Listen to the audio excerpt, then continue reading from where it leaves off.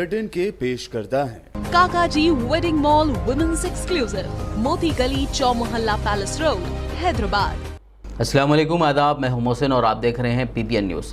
17 सितंबर को police action या हैदराबाद रियासत का भारत में इंसिमाम, इस मौजू पर देखिए जांच पड़ताल की खास रिपोर्ट। लिंक इस वीडियो के डिस्क्रिप्शन में मौजूद है, ज़रूर देखिए और कमेंट करिए। फिलहाल बुलेटिन की शुरुआत करते हैं और नज़र डालते हैं सुर्खियों पर।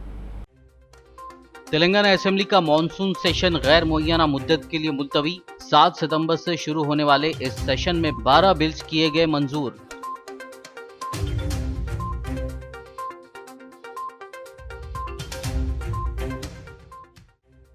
आलेर एनकाउंटर के मुतासरीन के साथ किया जाए इंसाफ। मजलिसी फ्लोर लीडर अकबरुद्दीन ओवैसी ने असेंबली में किया मुतालबा। एसआईटी की रिपोर्ट टेबल करने और पुलिस मुलाजमीन की मुअत्तली पर दिया जोर।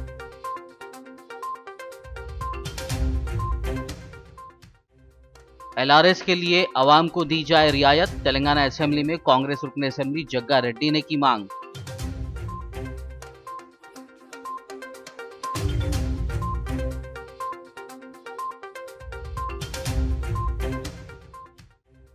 रजिस्ट्रेशन के वक्त अराजी की कीमत की बुनियाद पर वसूल किया जाएगा एलआरएस। केटीआर का असेंबली में ऐलान, अंदरून 2 दिन जारी किए जाएंगे अहकामात।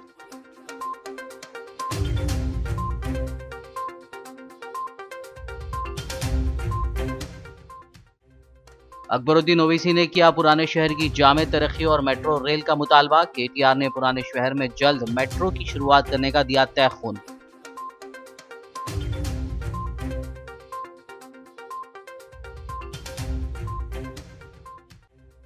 आरोग्य लक्ष्मी स्कीम से हामिला खवातीन को फराहम की जा रही है तग़ज़िया भरी ग़िज़ा। तेलंगाना असेंबली में वज़ीर क़बाइली बहबूद सत्यवती राठौड़ की वज़ाहत।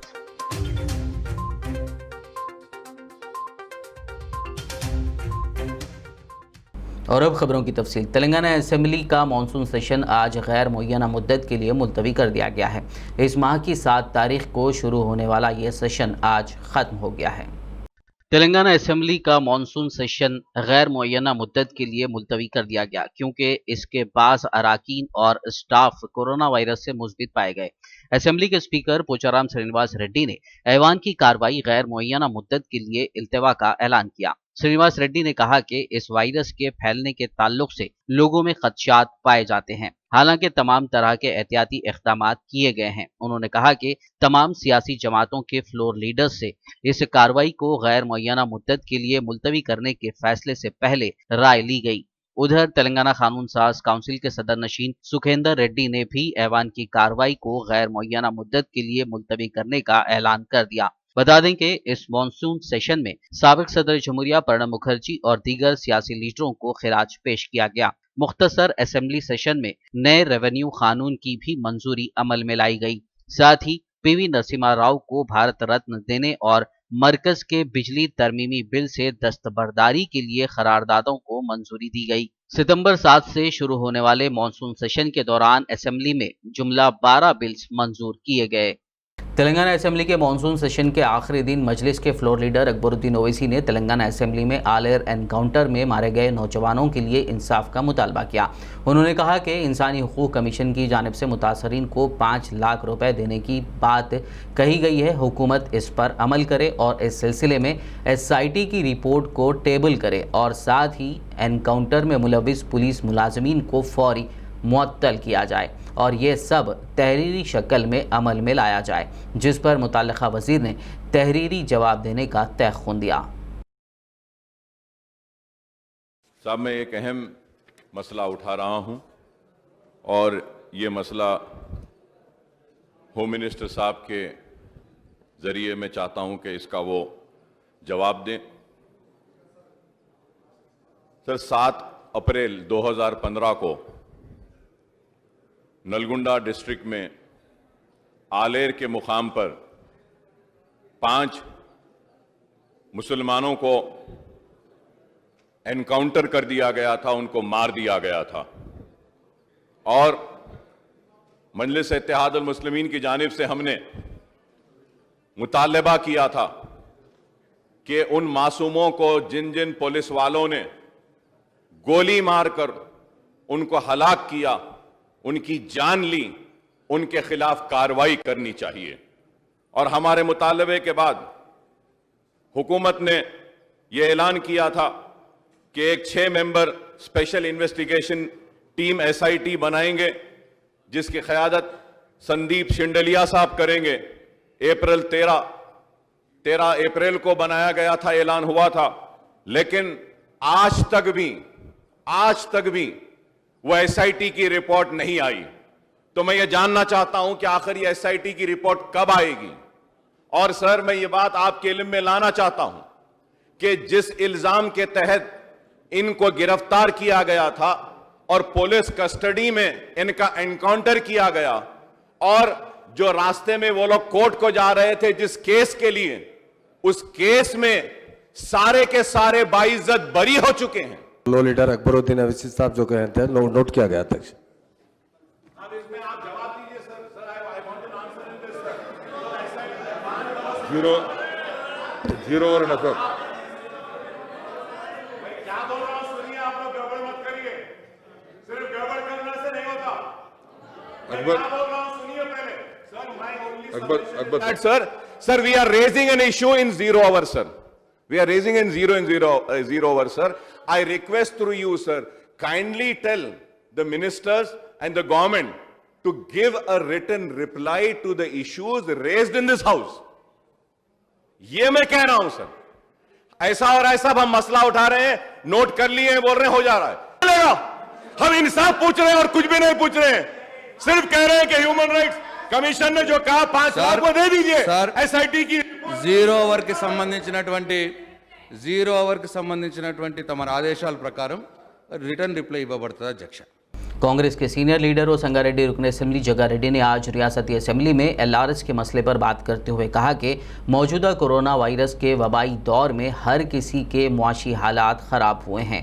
ऐसे में LRS के लिए आवाम को रियायत देनी चाहिए। उनका कहना था कि मौजूदा मुआशी हालात को देखते हुए LRS अगर मुफ्त में हो जाता है तो आवाम को एक बड़ी राहत मिल जाती है, या फिर अदायगी के लिए 50% की रियायत का बंदोबस्त किया जाए। उन्होंने रियासती हुकूमत से इस मामले में एक मुस्बित फैसला लेने का मुतालबा किया। లేఅవుట్లకు సంబంధించి లేఅవుట్లను రెగ్యులరైజ్ చేసుకోవడానికి ఒక LRS 131 జీవోని తీసుకురావడం జరిగింది అధ్యక్ష। కాకపోతే ఏంటంటే ఇప్పుడున్న ఆర్థిక పరిస్థితులలో ఈ కరోనా వచ్చిన సమయం నుంచి ఇప్పటి వరకు కూడా ఇప్పుడున్న ఆర్థిక పరిస్థితులలో డబ్బులు రాష్ట్రంలో ప్రజల దగ్గర ఎవరి దగ్గర డబ్బులు లేవు అధ్యక్ష। ఇది ఒకసారి ప్రభుత్వము గమనించాలి। ప్రధానంగా ఏంటంటే ప్రజలు కొన్ని అంశాలు తెలియజేస్తుంది, ప్రభుత్వం దృష్టి తీసుకొస్తున్న అధ్యక్ష। ఇప్పుడు రెగ్యులర్ చేసుకోవడానికి అవకాశం ఇవ్వడం ప్రజలు కూడా హర్షిస్తున్నారు। కాకపోతే ఆ 1000 రూపాయల రుసుము ఏదైతే కట్టించుకుంటున్నారో కట్టించుకున్న తర్వాత డబ్బులు లేవు కాబట్టి ఇప్పుడు పబ్లిక్ దగ్గర ఉచితంగా చేసే అవకాశం ఉంటుందా అనేది ఒక డిమాండ్ ఉంది అధ్యక్ష। రెండవది అలా లేని పరిస్థితులలో ఉంటే ఇప్పుడు 200 గజాలు వాళ్ళు రెగ్యులర్ చేసుకోవాలంటే 1,65,000 2 లక్షలు పడుతుంది అధ్యక్ష। మినిమం అంత అమౌంట్ ఇప్పుడు కట్టుకోలేరు కాబట్టి దాంట్లో 50% అన్న తగ్గించి వెసులుబాటు కలిగియాలని ఒక ఆలోచన ప్రజల దగ్గర ఉంది అధ్యక్ష। సమయం కూడా డిసెంబర్ జనవరి వరకు ఇచ్చారు రెగ్యులరైజ్ గురించి, అది ఒక సంవత్సరం వరకు రెగ్యులరైజ్ చేసుకునే అవకాశం కూడా ఇవ్వాలని పబ్లిక్ డిమాండ్ ఉంది అధ్యక్ష। కొద్దిగా సానుకూలంగా ఇది మున్సిపల్ మినిస్టర్ గారు ఆలోచన చేసి ఇప్పుడున్న ఆర్థిక పరిస్థితి దృష్టిలో పెట్టుకొని ప్రజల దగ్గర లేవు కాబట్టి ఒక పాజిటివ్ నిర్ణయం తీసుకోవాలి ప్రజల కోసం అనేది కోరుతున్నా అధ్యక్ష। మినిస్టర్ గారు అధ్యక్ష, గౌరవ శాసనసభ్యులు జయప్రకాష్ రెడ్డి గారు చెప్పినటువంటి LRS అంశం విషయంలో తప్పకుండా మున్సిపల్ మినిస్టర్ గారి దృష్టికి తీసుకెళ్లడం జరుగుతుంది। लैंड रेगुलराइजेशन स्कीम यानी LRS के दरख्वास्त गुजारों को एक बड़ी राहत के तौर पर रियासती हुकूमत मौजूदा रजिस्ट्रेशन की कीमत के बजाय दरख्वास्त गुजारों के ज़रिए कराए गए रजिस्ट्रेशन के वक्त जो ज़मीन की कीमत थी उस हिसाब से LRS फ़ीस वसूल करने का ऐलान किया है। इस ज़िमन में म्यूनिसिपल एडमिनिस्ट्रेशन मिनिस्टर KTR ने रियासती क़ानून साज असेंबली में एक ऐलान करते हुए कहा कि पिछले ऑर्डर में तरमीम करते हुए 1-2 दिन के अंदर हुकूमत एक नया हुक्म जारी करेगी। उन्होंने कहा कि रियासती हुकूमत ने यह फैसला आम लोगों की बढ़ती हुई मांग को देखते हुए लिया है। साथ ही उन्होंने इस मामले को उजागर करने के लिए दीगर अरकान असेंबली का शुक्रिया भी अदा किया। గౌరవ ముఖ్యమంత్రి గారు ఒక కీలకమైన నిర్ణయం తీసుకున్నారు. మున్సిపాలిటీల అప్రూవల్ లేకుండా కొత్తగా లేఅవుట్లో రిజిస్ట్రేషన్ ఉండవు అనే నిర్ణయం తీసుకున్న తర్వాత లేఅవుట్ అప్రూవల్ లేకుండా మున్సిపాలిటీ నుంచి రిజిస్ట్రేషన్ చేయము అనే నిబంధన ఆలోచన చేసిన తర్వాత పాతవేవైతే ఉన్నాయో పాత లేఅవుట్లు అయితే మనం గతంలోనే అందులో రిజిస్టర్ చేసుకున్న వాళ్ళు ఎవరైతే ఉన్నారో వారి విషయంలో ఆలోచన చేసి ఎల్ఆర్ఎస్ రూపంలో మొన్న ఒక ఆలోచన తీసుకొని వచ్చినాం అధ్యక్ష.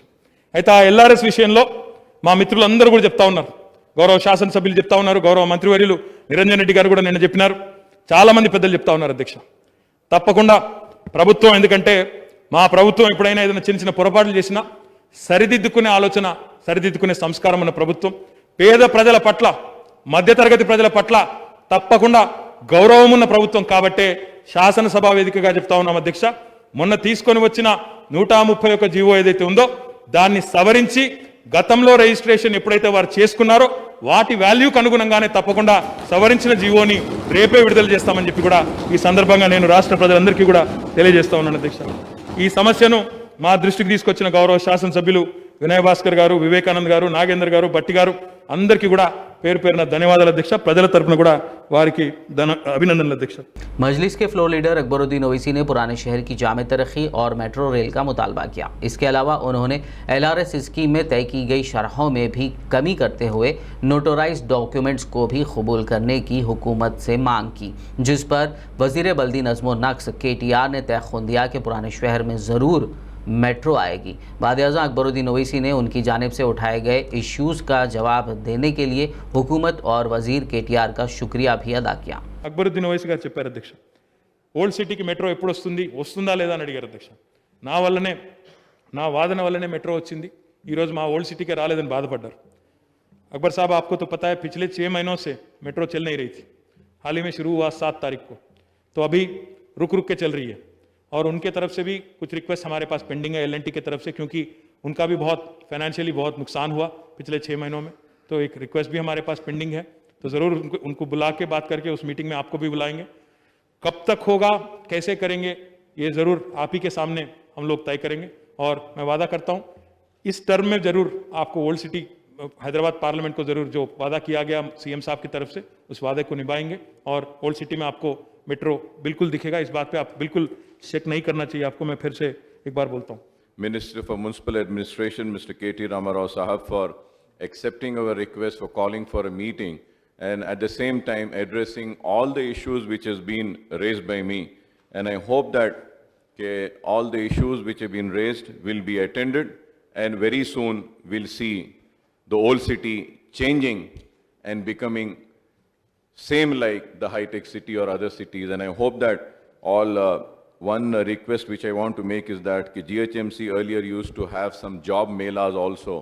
So again, if we could have some job melas, and at the same time, for empowerment of women, many programs were there in GHMC. I hope that the same empowerment programs will also be taken up. I thank you very much, and I thank Honorable Minister Saab for giving the replies to all the question and issues raised by us, sir. Thank you very much. Lockdown के दौरान seize की गई गाड़ियों, चालानात और मौजूदा में helmet के ना होने पर किए जा रहे ट्रैफिक चालानात के मसले पर मजलिस रुकन असेंबली मुमताज़ अहमद खान ने आज असेंबली में बात की। उन्होंने गाड़ियों के दस्तावेज़ात और सीज की गई गाड़ियों को रिलीज़ करने और चालानात को ख़त्म करने का हुकूमत से मुतालबा किया। मैं आपके ज़रिए होम मिनिस्टर साहब से कहना चाहता हूं कि कोरोना वायरस जैसे कि मार्च में शुरू हुआ, उस वक्त से आज तक ट्रैफिक के जो चालानात किए गए हज़ारों नहीं बल्कि अगर हैदराबाद, सैबराबाद वगैरह में लाखों आदमियों को चालानात किए गए।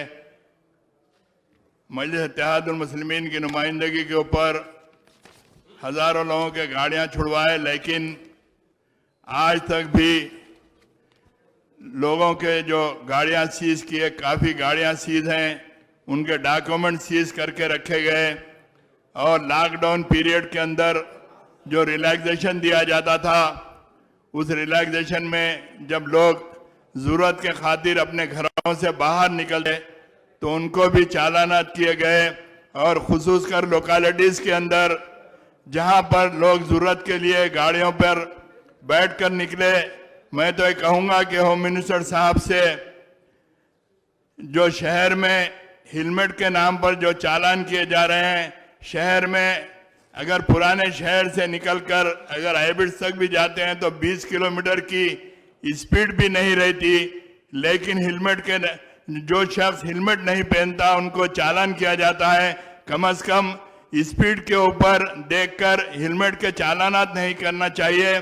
और जो गाड़ियां सीज हैं और जिनके डॉक्यूमेंट्स आज भी पुलिस स्टेशनों में रखे हुए हैं, तो मैं आपके जरिए होम मिनिस्टर साहब से गुजारिश करता हूं कि उन तमाम गाड़ियों को और उनके डॉक्यूमेंट्स को रिलीज करवाएं।